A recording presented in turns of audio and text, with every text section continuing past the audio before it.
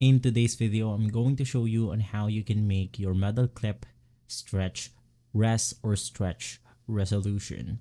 Now, if you're playing your game on stretch resolution, like maybe Counter-Strike like this one right here, as you can see, this person is playing on some stretch resolution.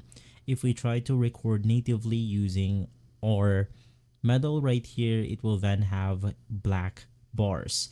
Now, to avoid that, you want to head over to the application, click on the gear icon, which is going to be settings, and then you want to scroll all the way down. Click on advanced. Once again, scroll down until you came across the other recordings option or category.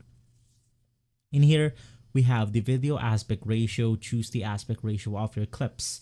Take note, this is your clip, not the game itself. Quick note, selecting game aspect ratio may affect your performance in Intel GPUs. In here, you then want to click on the option and select the stretch to fit 16 by 9, which is going to be 1920 by 1080p, which is a 1080p resolution. Now, this will force the clip or the video to stretch into 1080p, making sure that there are no black bars on your game clip or game video. If this video has been helpful, leave a like, subscribe, and follow guides to everything for more videos like this. Thanks for watching.